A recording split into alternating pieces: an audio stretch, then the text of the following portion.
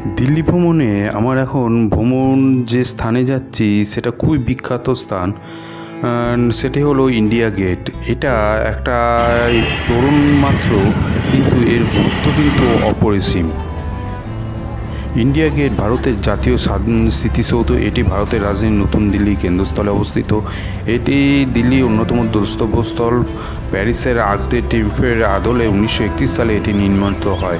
এই নকশা তৈরি করেন স্যার এডউইন লুয়েন্স। এর নাম ছিল অল ইন্ডিয়া ওয়ার মুভমেন্ট। প্রথম বিশ্বযুদ্ধ, তৃতীয় ইঙ্গো ও আফগান যুদ্ধে নিহত 90,000 ভারতীয় সেনা জওয়ানদের স্মৃতিসৌধ এটি। এখন আমরা দিল্লি গেটে পৌঁছতে এই আন্ডারগ্রাউন্ডের মারফত আমরা পৌঁছে গেছি দিল্লি ইন্ডিয়া গেটে পাশে। এটা চারপাশটা বিরাট এলাকা, ফাঁকা এলাকা, দারুণ ছবি তোলার একটা আদর্শ স্থান। এরই উল্টো পাশে একটা জায়গা আছে যেটা এখানে নেতাজির মূর্তিকে বসানো হয়েছে। এটা আমাদের বাঙালির ক্ষেত্রে সত্যি করে বলতে গেলে খুবই গর্বের বিষয়। দিল্লির উপর ওর একটা স্থানে এখানে নেতাজির মূর্তিকে বসানো হয়েছে।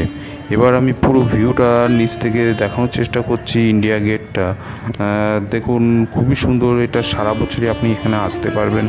আপনি যখনই দিল্লিতে আসবেন একবার অবশ্যই এই ইন্ডিয়া গেটটা ভ্রমণ করে যাবেন।